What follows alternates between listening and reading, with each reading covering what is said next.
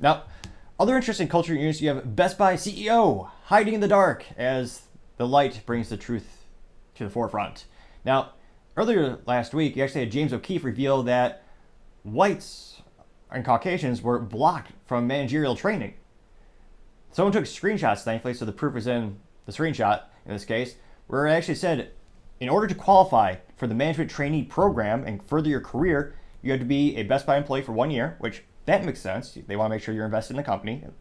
They want to make sure you're employee in good standing, so make sure you don't have any demerits against you. You're not coming in late every day. And the third thing that you had to have was you had to be, I believe it was the 3 or 4, you had to be black, Pacific Islander, Hispanic, and there's one more category, but none of them were white. So de facto, they were saying we do not qualify this based on melanin or lack thereof in your skin, which I find morally vacuous and disgusting because our country was founded on the fact that all men are created equal. And I was judging a man by his merit and what he does rather than what he happens to look like. But Best Buy thinks you should bar certain opportunities for people based on how they look. Now, thankfully, there's been some backlash against Best Buy. Some people are starting to catch up and notice this and find it morally disgusting as well. And it will probably be the best. Oh, I was going to say the Best Buy, the best boycott. It'll be the easiest boycott in history because there's really no reason to go to Best Buy. There are many better businesses, whether you want it, well, shoot, Time Technology sells some electronics we could help you out with if you're a business.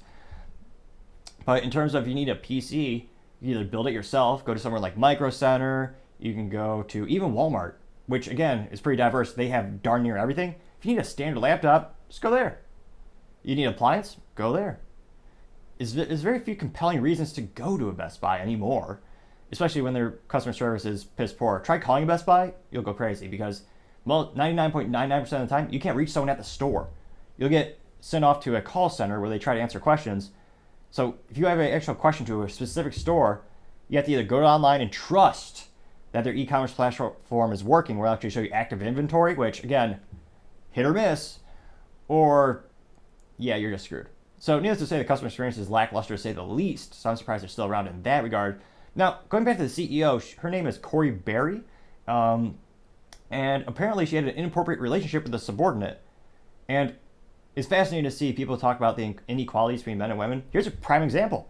She has probably one of the most in-your-face examples of privilege. She was not fired, reprimanded, or anything. Think about that for a second. If you reverse the situation, if a man did that, he would be called predatory. He would be fired within 12 seconds. The board of directors would be on the phone that day. Even if there's just an accusation, his life would be over, regardless of consent, just the rank difference. But of course, she was not, and she's still the CEO to this day. This actually comes back in 2020. There's an investigation that comes after the company said it received an anonymous letter saying that Berry had a romantic relationship, specifically with the former Best Buy, well, not former Best Buy executive, Senior Vice President Carl Snaft. This is according to the Wall Street Journal. So it'll be interesting to see how that goes from there. But as I say, time shall tell. Other interesting cultural news, you have Best Buy posting political flags, but not the American flag. So this came from someone actually in Texas, where they went to a Best Buy, and in the store, they saw a they-them flag, which is known as a gender identification flag. So the flag literally said they-them for people who identify as they-them, or individuals who identify as they-them. And then they also had the trans pride flag in the store.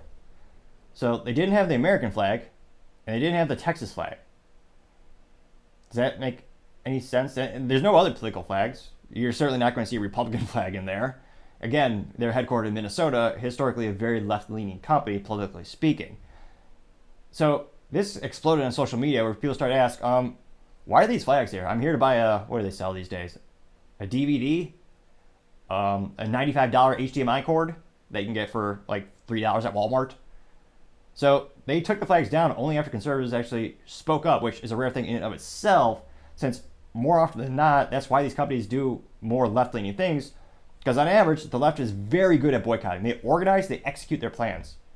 On the right, sometimes they'll whisper a boycott. They'll say something, but there's really not much of an effect or a incentive for the businesses to actually listen to them or spend a modicum of advertising to them.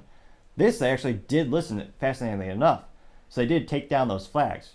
Now, interestingly enough, in terms of marketing and adopting a local culture, you see much more success from other companies such as Walmart. Now, Walmart, depending on where they are geographically, the store managers, they have more autonomy, not just for products, but also decor and how they cater to certain markets. Like in Texas, they'll actually have like Texas branded Monopoly boards. They'll actually have little mugs with the city inscription. So it'll be City of Frisco, Texas, City of Dallas, Texas, Fort Worth, you got Lubbock, but they'll actually have specific trinkets for people that live there.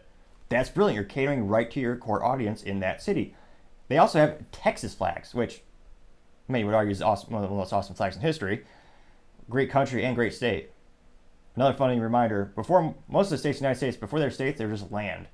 Texas, before it was a state, it was a country. I sure got my hat for that, but I digress. They have much more catering towards the local market. So they would have a Texas flag, the United States flag in the store, which makes sense. And in other stores, they'll also have Bibles as well in the book section. Makes sense to where you are geographically as well as the company's culture if they're more faith-based. But in this case, they had those flags in Texas, which Texas is turning purple. Politically speaking, a lot of liberals are moving to Texas because they like all the political economic advantages, although they will subsequently destroy it if they enact the ones they previously had. But it is shifting, and it'll be interesting to see, do they change the decor because of that? But that market hasn't, that flip hasn't happened yet. It's moving, but that the mass market, or in terms of the number of people who believe certain things, they've not outnumbered the other folks yet. And I'm not saying it's impossible for that to happen. States do change over time. California used to be Republican, which is insane to think, but that was true at one time. Now, other interesting political flags at Best Buy, they had the trans flag. It's a military flag. So this is even more bizarre. I was very confused by this.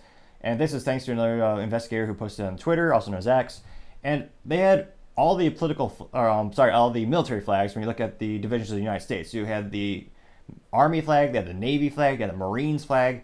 But in the same display case, in terms of each of these flags it looked like a glorified printer paper frame.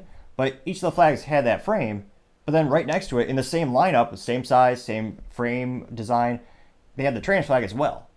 Which, I mean, hardcore, some Republicans might argue it's a military faction, I guess, but that's definitely not what Best Buy is going for. Maybe it was because they're trying to signal the acceptance of the military of that group of people. I would also argue the point of the military is to have no groups of people in terms of you're one military unit.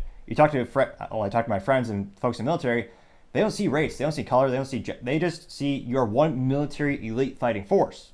That was the whole point of the military. It used to be all you can be. We are one unit. We don't care. We don't give a damn your background, your race, your none of that. All we care about is working together as a team. All the other stuff disappears. You're one military unit. So that's why it was a little bit more peculiar to see this flag again at a Best Buy. And that one I believe is still up, but culturally speaking, it's interesting to see some of these companies are moving forward with certain political ideologies. Some are starting to listen to the local markets. And for the first time, darn near ever, conservatives are starting to speak up. With the only other exception in terms of business history that I can think of in the past 10 years, let me know in the comments if you think differently. But the Bud Light boycott is perhaps the most successful one. I think people in the middle were also concerned that they chose Dylan Mulvaney, whose average audience member was about 15 years old. So that person the audience of people who observed Dylan were too young for the product. So I know there were a lot of parents who that was their primary concern. But I digress. It is fascinating to see from a cultural perspective, people starting to get more culturally and politically involved in many of these campaigns and many of these ideas. How many of these companies will listen to the local market, or how many will have broad rules in terms of their policies and politics? We'll see, and as I always say, time shall tell. Thank you everyone again for taking the time to tune in. Really want to appreciate you clicking that subscribe button. Trying to get to 3,000 subscribers by the end of the month. We greatly appreciate it. Also, don't forget to take the time to like as well as comment. Those also greatly appreciate. Really make the content a lot better as you appreciate the critical feedback. Also, don't forget to tell your family, tell your friends, tell your coworkers, heck, tell your enemies, tell anyone and everyone to stay safe and fight the good fight.